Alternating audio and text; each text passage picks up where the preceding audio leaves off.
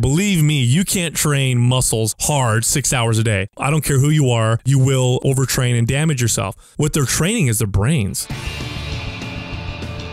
Charge up your axons, ready your receptors, and shift your lobes into upper beta phase. You are listening to Smart Drug Smarts, the podcast dedicated to helping you optimize your brain with the latest breakthroughs in neuroscience, nootropics, and psychopharmacology.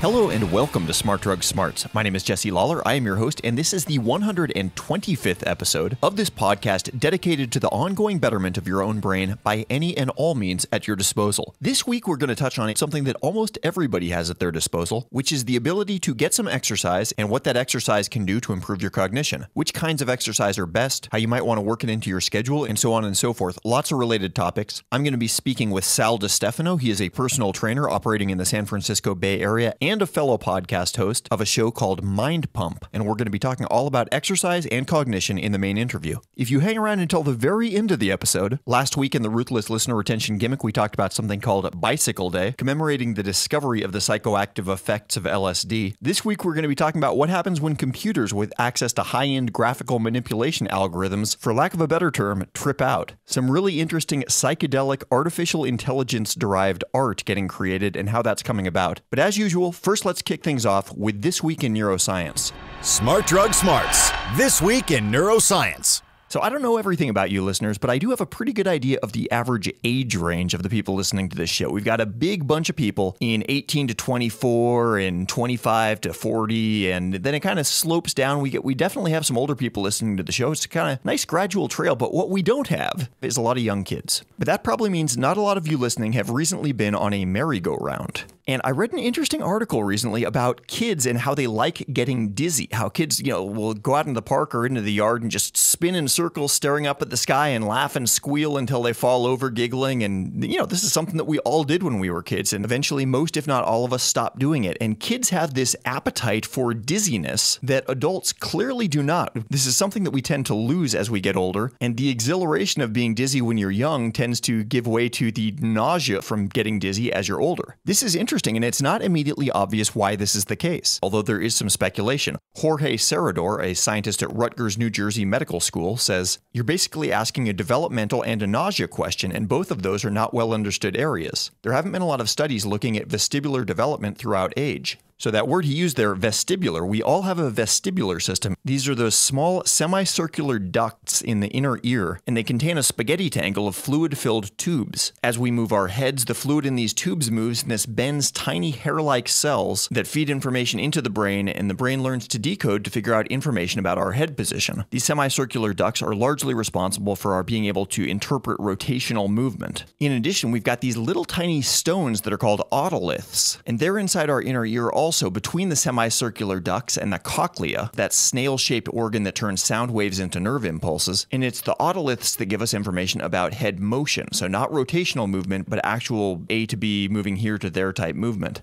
And then we've got the visual system too. Obviously, our eyes are telling us something about the world that we're in, and so this combination of three systems, the fluid-filled tubes, the otolith mini-stones, and what we get visually, all combine and work together to constantly feed us information about where we are in physical space and if we're balanced. According to Devin McCaslin, an audiologist at Vanderbilt University Medical Center, the job of combining and processing all of these signals goes on in some old brain areas, the brainstem and the cerebellum, but connections to and within the cerebellum aren't fully developed until adolescence. So as kids get more adept from moving, from the time that they're babies learning to crawl and walk until they get to be older kids, teenagers, and they can run, walk, do all the things that we come to expect of adults, their system of body balance is continually wiring and rewiring. According to McCaslin, the fun that young kids get from spinning might have a lot to do with them needing an evolutionary impetus to stimulate this balance system. Kind of like the proximate reason that sex feels good is because if sex didn't feel good, we wouldn't be motivated to make babies and the species would die out. According to this theory, if kids spinning around and acting like little maniacs sometimes wasn't fun for them, their sense of balance would never be fully established and they wouldn't be able to move through the world as effectively as adults. But even if that's right, that only answers half the question. It explains why kids like getting dizzy. It doesn't explain why it makes adults nauseous. The prevailing theory is something called intravestibular conflict. The basic idea being that the various senses that you're getting incoming information from that would normally help you keep your balance are not in agreement with one another. So if you're on the deck of a pitching ship, for example, getting seasick, the line of the horizon might look to be stable, but meanwhile you're being pitched side to side as far as your actual feet and balance go. Why would this sort of confusion produce the feeling of nausea? One theory is that if the body's getting this sort of incongruous sensory input, it might be because you ate something toxic and have been poisoned, and that now it would be a good time to throw up. Sarador and his colleagues have found that about 5 minutes before people report nausea after spinning, the blood flow to their brain begins dropping. This is an interesting correlative finding, but it's not necessarily clear that the decreased blood flow is what's causing the queasiness. The vestibular system tends to get problems as we age, and that's oftentimes why old people don't have as good of balance as younger people. But the good news is, with a bit of effort and brain training, it's almost always possible to be able to regain lost sense of balance. Brain plasticity is apparently very forgiving in this area. If an adult loses both inner ears, they're in pretty big trouble. But if they lose function in only one, the adult can typically recover balance in a matter of months as the brain learns to compensate. This process can be helped by exercises as simple as turning the head back and forth to retrain the balance system. However, doing something like spinning or hopping on a merry-go-round could actually be quite a bit of help to adults who are trying to regain lost balance. Smart Drug Smarts, the podcast so smart, we have smart in our title, twice. Picked up a couple of 5-star reviews on iTunes this week on the US version of iTunes. I know that there's been some coming in on international iTunes as well, so I'll do an international roundup in the next couple of weeks. But for right now, Traw says, this podcast greatly opened my mind to the world of nootropics and sparked an interest in neuroscience, almost considering a change in my major. And Tony Fuego says, brain steroids. Being a musician-songwriter, I'm always looking for ways to step up my mental state. Great podcast. So thank you guys so much. Thank you also to everybody that's been emailing in over the course of the past week. I've got a trove of as yet unanswered emails that have been piling up in the in basket. I'm going to be doing an email purge sometime this weekend, so if you've been waiting for me for a little while, I really apologize. But sometimes, as we all know, we have to ignore the inbox for a little while to get some big things done, but I will be circling back there soon. One thing that's been going on, and still is for a few more days if you're listening to this soon after publication, is that we've got a pretty big sale going on over at axonlabs.io. There's a 15% across the board sale going on with the coupon code SPRING15. That's all one word, all uppercase. That coupon code is going to be active until the end of the day, April 27th. So if you're listening in the next couple of days and you've been meaning to try out Axon Labs, or if you've tried out Nexus or Mitogen before and you're ready to stock back up, jump over there in the next couple of days to take advantage of that deal. That is axonlabs.io on the web with coupon code SPRING15. Before anybody deservedly browbeats me for not having given a whole lot of notice on that sale, Rhiannon has asked me to point out that we did actually put an earlier notification about that sale in the footer links of the Brain Breakfast newsletter. So if you're getting that newsletter and you're reading that newsletter, there was some early warning in there. If you're not subscribed, there is an easy way to remedy that. That is going over to smartdrugsmarts.com/newsletter, where signing up is a very quick and extremely painless process. And that'll get you an email every 5 to 10 days. Depends on what we got going on, but it's basically kind of like a backstage pass to Smart Drug Smarts. If we were hanging out after one of the interviews and you asked, like, hey, Jesse, what did you think when he said such and such? The newsletter is oftentimes those sorts of ruminations, plus a survey of what's going on around the world of neuroscience, links from that week, the kind of things that we've been thinking about for potentially making part of the show. It's also a really easy way to get back to me if you ever want to hit me with an idea. Literally just hit reply and it'll find its way into my somewhat crowded but nonetheless readily reachable inbox. One person who emailed me this week in the wake of last week's episode on cannabidiol is former Smart Drug Smarts interview guest and marijuana expert Kyle Boyar, who wanted to chime in with an important contraindication, an instance in which case somebody might want to avoid taking cannabidiol. He writes, there actually is an issue of great concern with the use of cannabidiol, and that is due to its interaction with the cytochrome P450 enzyme. See this article. And he provides a link, which we'll have up in the show notes for this episode. He continues, the worry here is especially towards epileptic patients that are on numerous drugs to control their seizures. This enzyme degrades about 25% of the clinically used medications, and an altered drug metabolism can actually result in the worsening of seizures. So if you are epileptic or suffer from seizures for any reason, you would definitely want to check with your doctor before taking any supplemental cannabidiol. Thank you so much to Kyle for bringing that to all of our attention. I think that's all the housekeeping that we've got for this episode, so now let's move on to the main interview.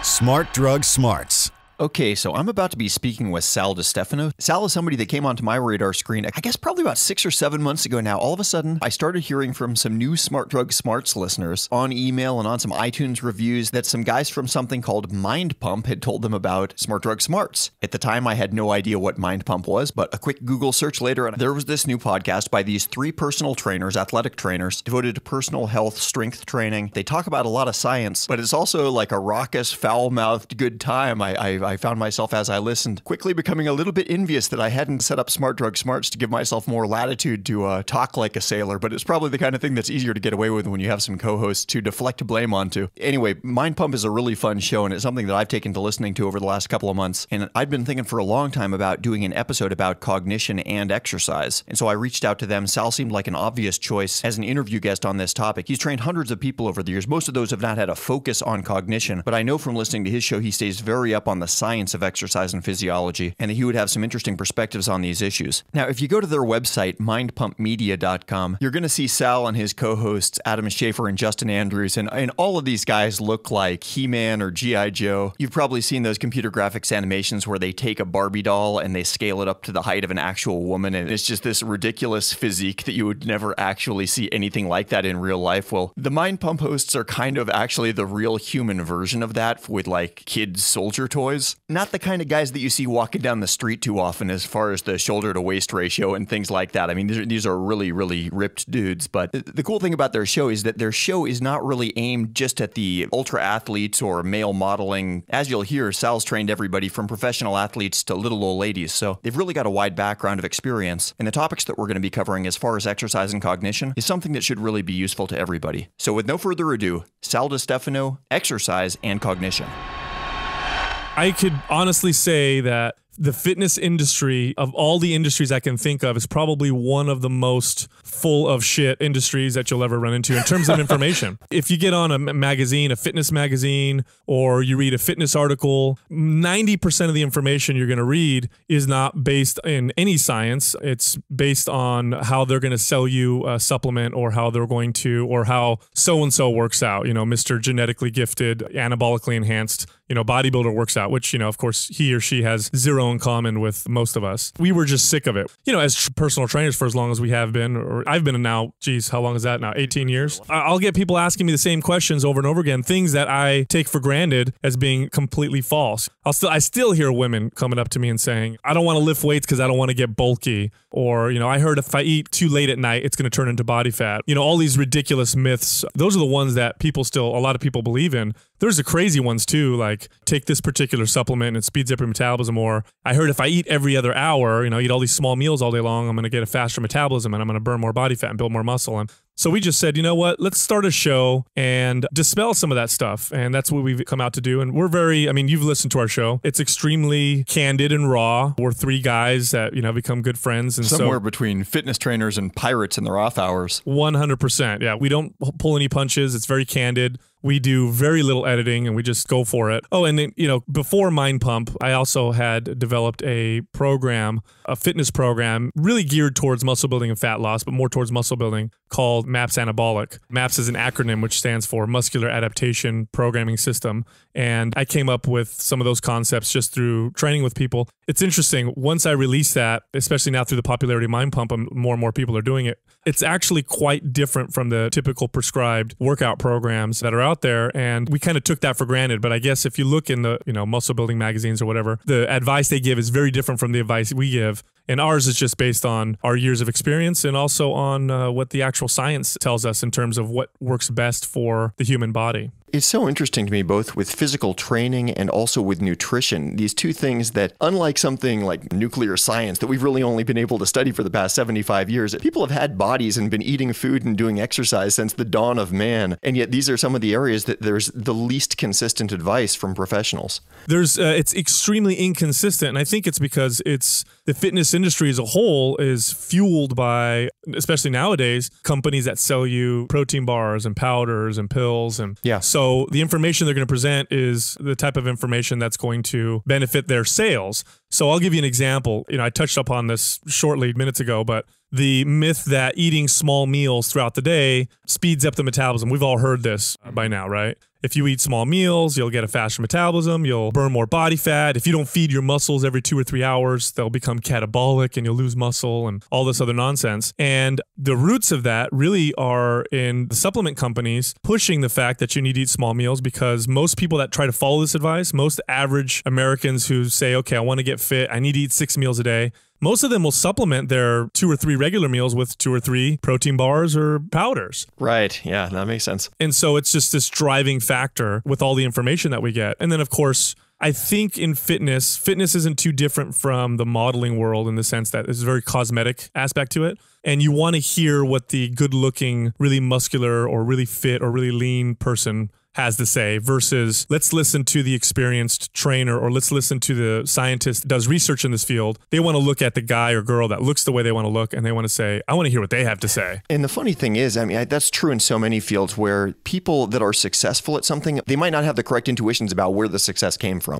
Absolutely. Look, I'll tell you, there's this funny saying in the fitness world that the guy with the most muscular calves in the gym probably doesn't work them out. And the reason why that's so true is because among all the muscles in the body, for whatever reason, this is anecdote now, but I don't think there's any studies to support this, but calves seem to be one of those muscle groups that either you have or you don't. Very difficult to develop. There's lots of theories as to why, but nonetheless, the person with the big muscular calves in the gym is probably the guy or girl that was kind of born with them. Right. Or responds really well. When it comes to fitness, your genes and how you respond to exercise and how muscular you naturally are is such a huge factor in terms of your appearance. And so, you know, you could be somebody who starts off very out of shape and have kind of those, you don't necessarily have those athlete genes, but you make tremendous progress. And then you've got another person who has, you know, just born to be an athlete. They're just, you know, even if they didn't work out, they would outperform most people. And then on top of it, they exercise, even though they might do it incorrectly and not effectively, they just look ridiculous. They look amazing. And that's the person that tends to get the attention and people tend to listen to them. And so then you get misinformation like that.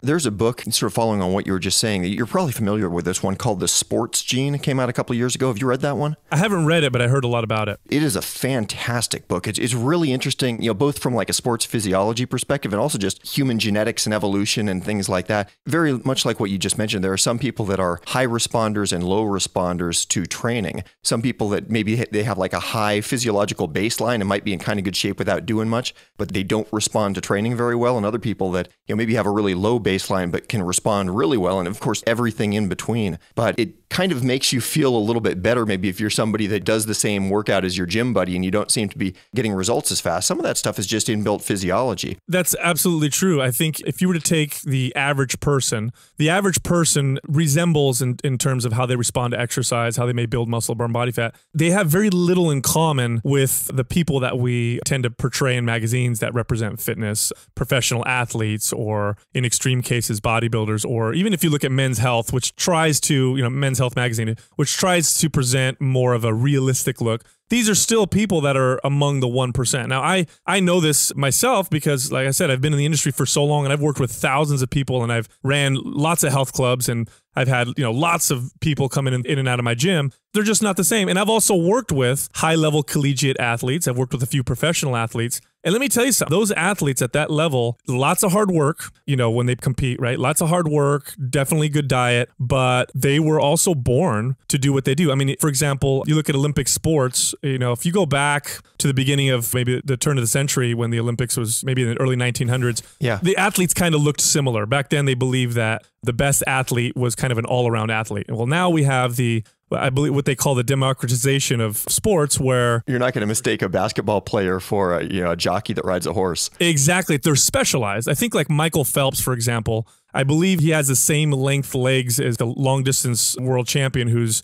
like 6 inches shorter than him. Wow. And because, you know, to swim, you want to have long arms, short legs. You want to kind of look like a canoe in the water. Whereas if you're a long distance runner, you want to have these kind of long legs and these narrow hips and this very short torso. Well, you know, that's the extreme case. But when you look at these people who can really respond to exercise really, really well, they learn how their bodies respond to exercise. They know what works real well for them, which also means that they have zero idea what works for most people. And being a trainer, I've learned this throughout the years. There's a kind of this average, you know, in the middle, I would say like 80% of people respond really, really well to certain concepts. And then you've got people on the, you know, one end of the spectrum, the really, really, what you might call poor responders. And then on the other end of the spectrum, the people that will respond to almost everything and what would be a great way to train them or how they should train their bodies and how they should eat. I'd love to segue a bit into exercise and cognition, which is something that people don't necessarily think about as going together, but they should. They're obviously really related, and the science has really come to support that in the last few years. In Western culture and probably worldwide, there's been this cartoon idea of the really dumb jock and the really smart pencil neck nerd with no muscle on him whatsoever. Where do you think that social dichotomy came from? Number one, I think it's just observation. I think when you're looking at the upper echelon of performance, both either mental performance with your top scientists, your researchers, your people who pursue the cognitive aspects of performance versus people who reach the upper echelon of physical performance, you compare those two people, there's a huge disparity. And I think that has nothing to do with the fact that exercise is detrimental to cognitive performance. We know for a fact now that exercise improves brain health, improves cognitive performance. But I think when you look at those two extremes, you're just looking at people that pursue, in an extreme case, one or the other. You know, if you're a super high level athlete, that's what you put most of your focus on. You're just not focused on, or maybe you don't have a passion for, really learning a field of research because you're busy trying to become one of the best basketball players or best, shot putters or whatever, and vice versa. So I think that's kind of where it comes from, that interesting kind of dichotomy. I mean, you go back in time, there was a lot of, for example, they used to say that lifting weights would make you muscle bound. Lifting weights would decrease flexibility, decrease athletic performance. In fact, it wasn't that long ago, you go back maybe 40, 50 years, coaches told athletes to not lift weights at all because they thought it would reduce athletic performance. Well, this was from their own observation because they would look at bodybuilders and then they'd have bodybuilder try and do a sport and they would be horrible at it. It's not because they were bodybuilders, it's because they never did the sports and they didn't have the good coordination to do it. So I think that's where it comes from. But now you look at the science now and it's absolutely clear, it's crystal clear that proper, and that's the key term here, proper exercise will improve the way your brain functions. And they've done some studies now to kind of figure out why this happens. From the very short term, if you start to move, you can increase the production of certain catecholamines, dopamine, epinephrine, norepinephrine, which we know can have some cognitive boosting effects. And in the long term, you're healthier, you have a healthier body, which also means you have a healthier brain, and how your body uses insulin, how sensitive your body remains to insulin. A lot of people don't realize this, but the skeletal muscle is one of the largest insulin-sensitive tissues in the body. And so the more conditioned your muscles are and the bigger they may be, the better you're going to use insulin. And we know now that a lot of cognitive decline, especially in extreme cases. Metabolic syndrome and things like that, yeah. Exactly, or Alzheimer's, for example. Some researchers even call Alzheimer's type 3 diabetes. There's some science that goes into that as well, where they're looking at it and saying, well, it's could be the way the brain is using glucose, and the brain uses something like 25% of the glucose that your body will use. So having healthier, more conditioned muscles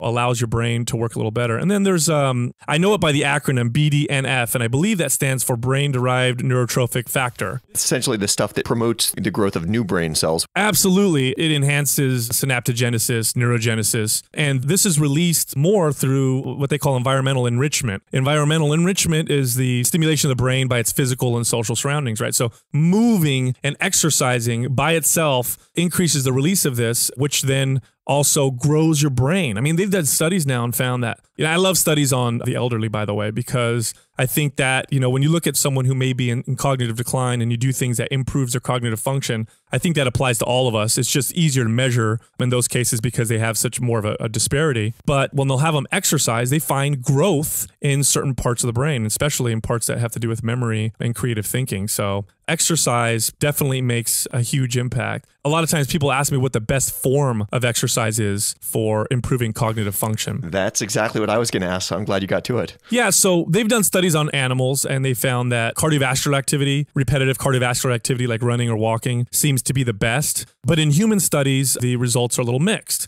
They both have their benefits and they both benefit in different ways. Now, I personally will venture to say that resistance training or complex movement type training probably has a better effect than your more repetitive movement type exercise like cardio. So for example, if you're just a runner or a swimmer, it's repetitive movement. You're doing the same thing over and over again for 30 minutes or an hour versus resistance training where you're moving from one gross motor movement to another, complex movements, and you're learning these exercises. And the reason why I think those are probably better is because of the complexity of the movement. The fact that you're doing different things is probably encouraging the brain to adapt in those ways because exercise, like anything, is a skill and you become better at it, like learning how to ride a bike or anything else. Let me dig into that for a second because that's interesting. I mean, I can see intuitively why more complex movements, you're going to be making more demands on your motor cortex and things. But as far as like the actual effort that's going into it, like your percentage of maximal heart rate, would you say like the same level of effort as far as like your percentage of VO2 max when you're doing a more complex movement, but kind of keep it at the same intensity level as you might when you're just going for a jog?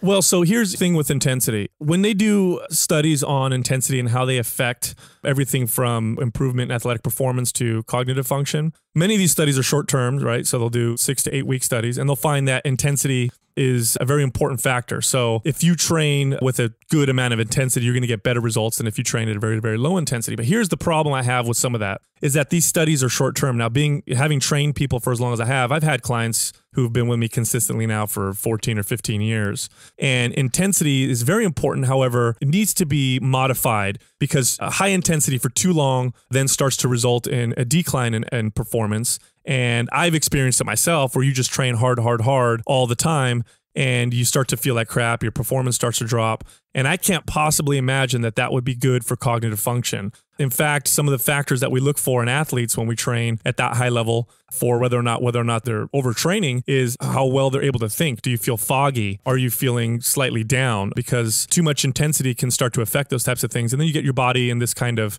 survival mode where it's just trying to recover and it's not trying to adapt anymore. So, and intensity is also extremely individual. If I take somebody who is a beginner or somebody who sits at a desk all day long, intensity is going to mean something completely different for them than it might mean for an athlete. So it's very hard to pinpoint, you want to train at this type of intensity, because the person listening to this right now, the individual variances are going to be massive. I would say the best advice I could give in terms of intensity is to challenge yourself, but you don't want to leave the gym or finish your workout feeling like you got beat up.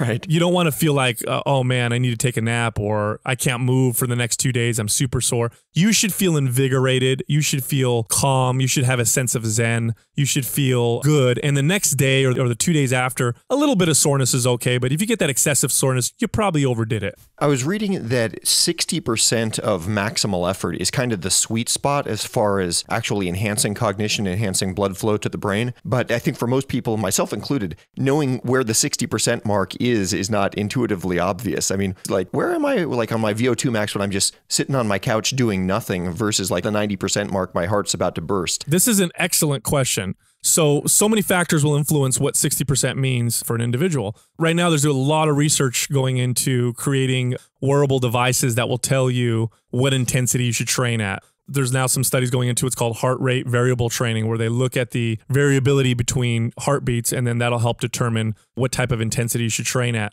So far, it's not proving to be very effective. It's very difficult because it's such a subjective thing. I mean, you could go into the gym and be feeling great, and you're like, okay, I'm going to have a great workout, and then all of a sudden receive a phone call from your boss or whatever, and they tell you got to do some project, right after you're done with your workout, and you're really stressed out. The way you perceive that intensity is going to change. It's extremely subjective. So I would say the best results I've ever gotten with people, if let's say I want to target that 60%, is to tell them, imagine what your maximal effort would feel like right now, and imagine what rest would feel like right now, and go somewhere in between that. And that, unfortunately, it's not super specific. It's not a number, but that perceived exertion, what I've found is to be the most effective in terms of getting someone to progress and to feel good with their workouts. Yeah. And I mean, for most people, it's simply getting somebody to do exercise to begin with, can be an uphill battle, and people are heading in the right direction. Maybe they're not within 5% of exactly where they should be with their effort. But well, I think, when we look at intensity in particular, you look at the fitness industry and they push intensity so hard. Every workout plan is go train real hard, or beast mode, or this is the hardest workout you'll ever have. And people tend to take pride in that. But the human body responds very well to intensity applied appropriately, but it also responds very well to frequency. In fact, frequency of exercise may be more important if you're looking at longevity and long-term health and even cognitive function than simple intensity. And I'll give you a simple example. When they look at the world's blue zones, and I'm not sure if you're familiar with that term, but these are areas of the world where there's a disproportionate amount of people that live past 100. Along with that incredible cognitive function, rates of dementia and Alzheimer's are quite low in these populations. They compare these different parts of the world and try to find commonalities. And one of the commonalities is activity, but it's not intense activity. These people aren't going out and doing CrossFit or competing in triathlons or doing anything crazy. It's just frequent daily movement. It's daily activity at low to moderate levels of intensity. And as a trainer, I can say that that's 100% true for everybody. I could take a client who's deconditioned and I can train them every single day at a low intensity. I mean, I could take someone who's not very fit at all, and I could do a 10, 15-minute low intensity workout or walk, or even an hour workout at a very low intensity every single day. But I would not be able to take that person through a maximal intensity workout just once a week. Just once a week would set them over the edge and would not be that effective. And so my advice to people who are looking to just improve their creativity, how they think, the sharpness of their minds, would be, rather than looking for that super intense workout, move a little bit every single day. That will make a much bigger impact than going for your hardcore 1 or 2 day a week type workouts where you're during the week you're working, and then on the weekend you become a weekend warrior and go beat yourself up at the gym. Yeah, and that low level exertion applied frequently, that seems to have great effect on things like body weight and not having extra pounds and things like that. It makes a huge impact, and that's actually one of the components in the MAPS program that I had developed. You know, I had noticed as a kid that people that didn't work out but who had done frequent low levels of activity and repetition in particular ways would develop muscles in relation to the activity. For example, my family, I have a lot of blue collar workers in my family, and I noticed that the plumbers and mechanics in my family had really muscular forearms. Or right. We have a couple mail carriers in my family, and they all have really nice looking calves, and none of them work out with any type of intensity. They don't even work out at all, but they just do that low level type of intensity. And I was coming up in the fitness industry, I was always led to believe that you have to have this super hard, intense workouts to cause any of that. And so realizing that, I had kind of dived into that and did some of my own research, and I found that frequent low levels of intensity in exercise could potentially, and this hasn't been completely proven yet, but could potentially stimulate, you have muscle hypertrophy, which is muscle fibers growing thicker and bigger. But then there's also muscle fiber hyperplasia, where muscle fibers split and become more muscle fibers. And they postulate that that's probably what's causing that, is that those frequent levels of low level stimulation. So if that's happening to the muscles, that's got to be good for the body, a good form of adaptation, because obviously more muscle fibers means your body's working more optimally, you're utilizing insulin better and glucose better. And so I incorporated that into our program, which I call trigger sessions, and you do 2 or 3 of these a day, right? So it's like 5 to 10 minutes a day, 2-3 times a day. And I noticed that every time I do one, it felt like the comparison would be like drinking, almost like having some caffeine or something. I'd get kind of up and I'd feel more awake and alert, and I'd feel more creative. And then I would think about all the writers and musicians that I would read about, that when they would get stuck, they get a mental block, what's one of the first things that they do? They'd go outside for a walk, or they'd move. It's interesting. There's science now coming out on children. For the last, 20 years, we've kind of been on this trend of eliminating or removing physical activity from schools. Which is awful, yeah. Absolutely awful, because the belief was that it's a waste of time, right? Let's focus on math, science, and those types of things, and let's eliminate the physical activity because we can save money there and it's not that important. Well, they're finding now that when children are active, they perform better in their other subjects. Same thing, of course, holds true for music, but activity is very, very important to keep the brain working and thinking clearly. And so I think the way we approach education with children is wrong. And I think the modern workplace can be kind of one of those things.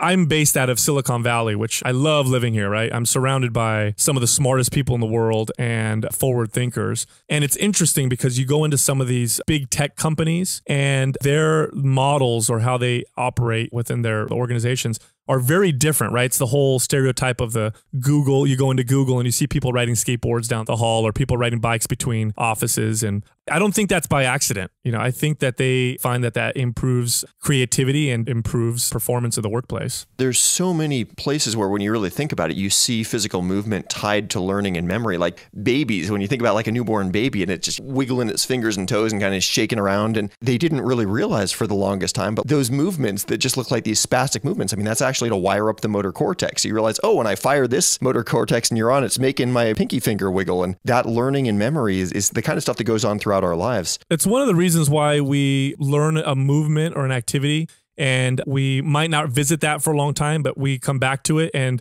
we still remember a good portion of it, right? You learn how to ride a bike. Why is it that you don't forget how to ride a bike when you go back to riding a bike 10 years later and you haven't been on one? Those pathways have been created, and they call it muscle memory, but I really hate that term because muscles are stupid. It's really your brain that remembers these things. When you look at sports or activities, or especially very, very complex type athletic events like figure skating would be a good example. High diving is another good example. people, they are very fit, but their fitness is not what they're training 90% of the time. You can only train so hard and so long to improve muscle function. After a short while, even in advanced athletes, you get negative returns because the body has a limited ability to recover from intense exercise. So why then are figure skaters practicing 6 hours a day? It's not their muscles that they're training for 6 hours a day. Believe me, you can't train muscles hard 6 hours a day. I don't care who you are, you will overtrain and damage yourself. What they're training is their brains. They're training repetitive motion over and over and over again. Yeah. So those movements are learned by the brain, and that's improved cognitive function in a very specific sense.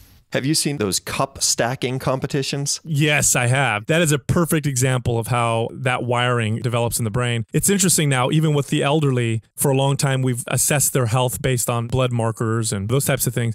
But now they're finding that there's a stronger correlation to how physically fit they are. Like the ability to get up off the floor is very strongly connected to whether or not you're going to live another 5 years versus the blood markers. You know, you might have perfect blood pressure, cholesterol, and other types of factors, but if you have trouble getting up off the floor or moving or squatting or even sitting down and getting up, your chance of death increases dramatically. Yeah, it seems like it's one of those good high-level tests that probably incorporates a whole lot of lower-level systems all in one simple little metric. I'll tell you what, here's some anecdote. First and foremost, being a trainer as long as I've trained people in all age groups, but my favorite age group to train people in is what they call advanced age. So these are people that are usually over the age of 70. And I just love working with them for lots of different reasons. But I do notice changes in how these people think, talk, remember things as we train. As they get older, they become sharper through exercise. And there's been a few cases now where I've had clients. I had one lady I trained a long time ago. I mean, I trained her for about 6 years.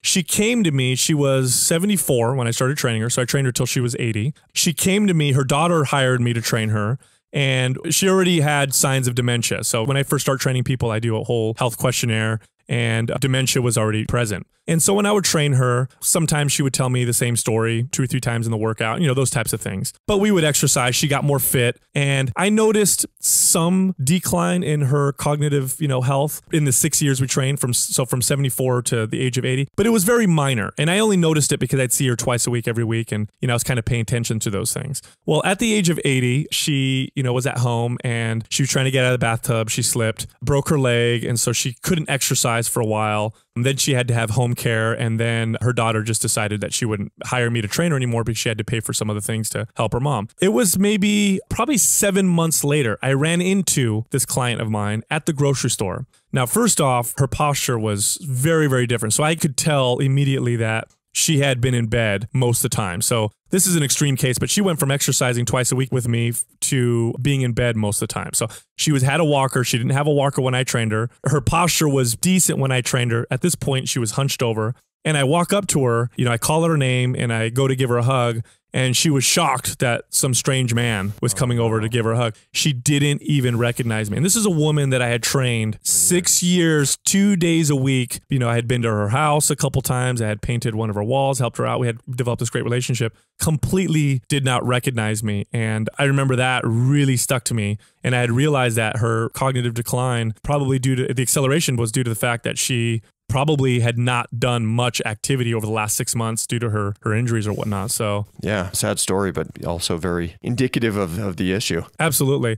So neglecting the type of exercise for a second, let's talk about frequency, duration, and kind of fitting this all into your day. How can people schedule their exercise to make it as effective as possible for their thinking afterwards? Most people should do 2. Some people should do 3 bigger, more intense workouts where you're actually planning an hour to be active and you're doing your weights and your cardio and maybe some yoga or something to incorporate some flexibility. But the best effects is breaking up your day with some type of activity. Even walking does that, but I always recommend some more complex movements, like stand up, grab some bands, maybe do some rows and some presses, maybe get down on the floor, do some push-ups, maybe do some lunges, just things that challenge where you kind of have to be a little bit more present during that 5 or 10 minutes of activity. Just speaking anecdotally from the people I've trained and for myself, that seems to have the best effect right away. I mean, I have blogs that I write, and obviously we come up with ideas for the show all the time. For me, it's like magic. I'll do a couple triggering sessions and boom, I sit down and I start writing. And I get that same kind of feedback from people that do that as well. So I think if everybody even just did that, you probably wouldn't have an obesity epidemic, to be honest with you. Just that staying active all day long type of thing. Yeah, I completely agree with that. There's something called non-exercise active thermogenesis. Correct. Which is basically what you just said. Something that nobody would count as exercise, but the walking up the stairs or going out to your mailbox instead of checking your email to get the blood flowing throughout the day. That seems to make a giant difference. It's not going to turn you into a professional model or anything like that, but it's definitely going to keep you from being 30 pounds overweight. Well, Jesse, I'm so glad you talked about NEAT. That's something we talk about on the show. That right there is the biggest impact in terms of your health and fitness. It is not the 2 or 3 days a week that you go to the gym and do your structured workouts. It's the non-exercise activity that you do. There's devices you could wear that will estimate how many calories you're burning throughout the day. And it does this through measuring different metrics from heart rate to, movement and a few other things. And I would have clients wear these to measure how many calories they burn. Now, here's the interesting thing. I can't tell you how many times I'll have a client that will wear this thing, and during the week when they do their workout, their scheduled workout, right? They'll come see me for an hour, but then they'll go back to work. They'll burn, let's say, 2,000 calories that day. And then on the weekend, when they have no scheduled workout, we'll look at how many calories they burn, and it's 3,000 calories. Why? Because it's a weekend and I went to the beach, or I went to the mall and I moved around, or I washed the car and did stuff around the house. Right. So you can, and it'll measure, some of these devices will show you activity levels, and you'll see this real flat line of no activity, this 1 hour spike of activity, and then boom, flat line for the rest of the day. And people simply don't realize what a massive difference these daily low levels of activity have on calorie burn and health. And those things actually have the biggest impact. When they ask you questions, when you're trying to figure out your basal metabolic rate,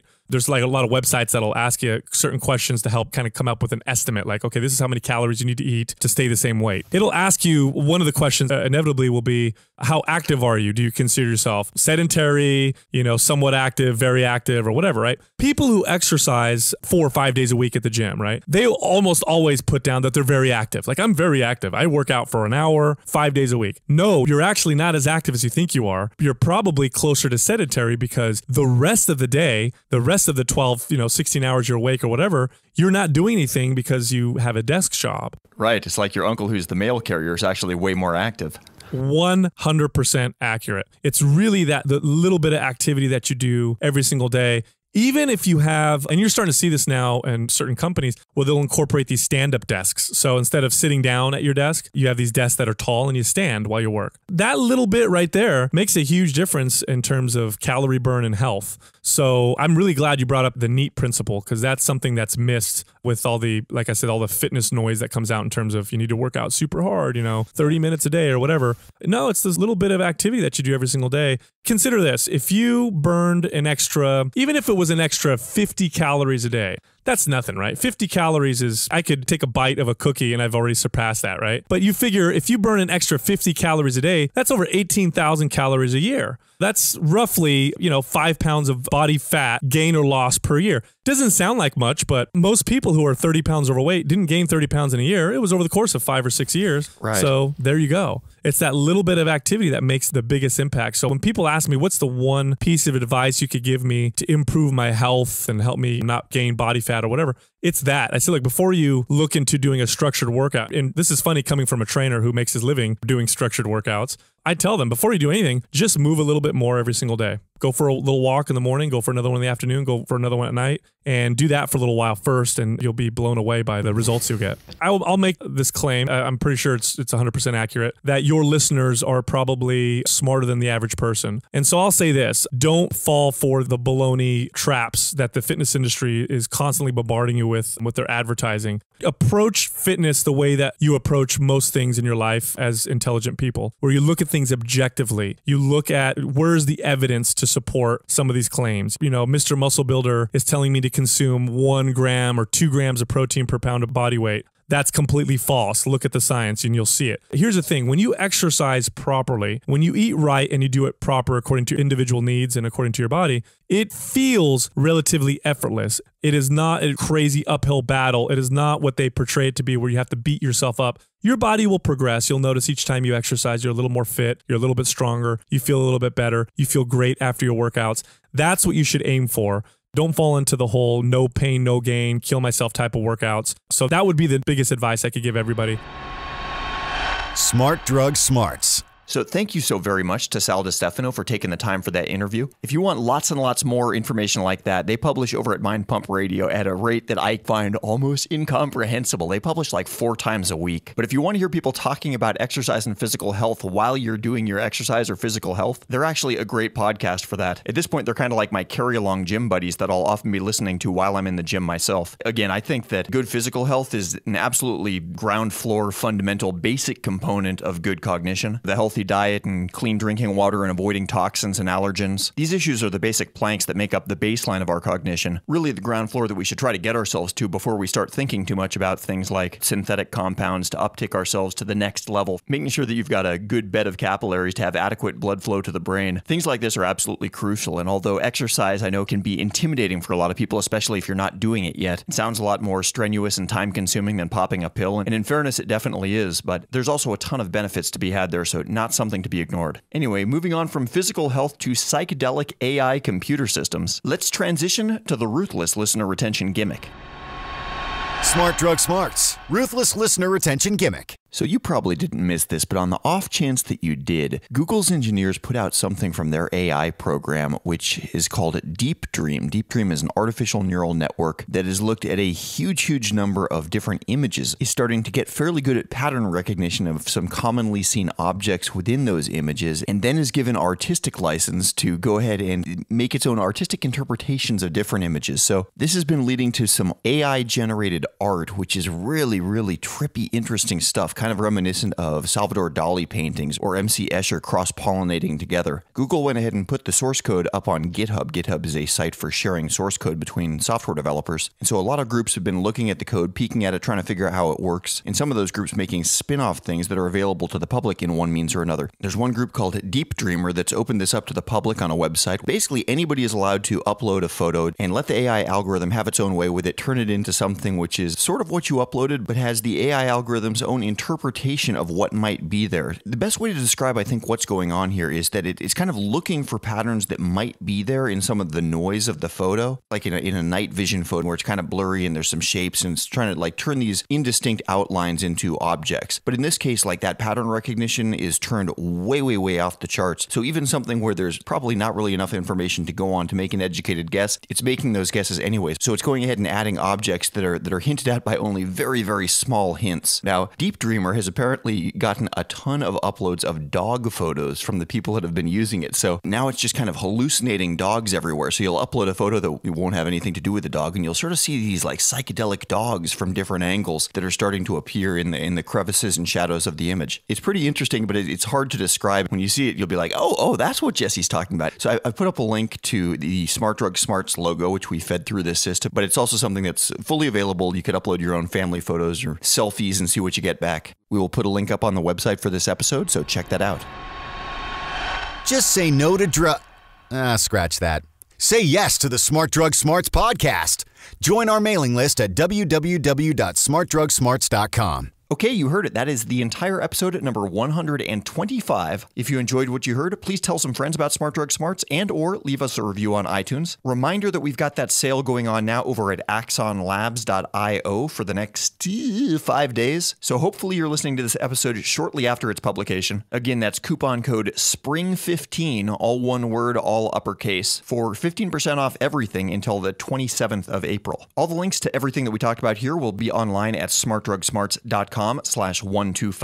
If you haven't figured it out yet, and I'm guessing you have, every single Smart Drug Smarts episode has a number associated with it. This one is 125. And if you want to find that episode, you just go to smartdrugsmarts.com/125 in this case. You can download, listen, see the links to the things that we talked about, find out more about the episode guests, all of that good stuff. This week, as you know, we talked with Sal di Stefano of MindPump Media. Last week was Ben Greenfield about cannabidiol. And next week, with episode number 126, I'm not exactly sure what it's going to be yet. There's a couple of good options, but I'm going to make you tune back in and find out. That'll be next Friday, as usual. Same time, same podcast, and with an unbridled, unregulated, and completely undeniable commitment to helping you fine-tune the performance of your own brain. Have a great week until then, and stay smart. You've been listening to the Smart Drug Smarts podcast. Visit us online at www.smartdrugsmarts.com and subscribe to our mailing list to keep your neurons buzzing with the latest in brain optimization. Smart Drug Smart should be listened to for entertainment purposes only, although some guests on the show are medical doctors, most are not, and the host is just some random guy. Nothing you hear on this podcast or read at smartdrugsmarts.com should be considered medical advice. Consult your doctor and use some damn common sense before doing anything you think might have a lasting impact on your brain.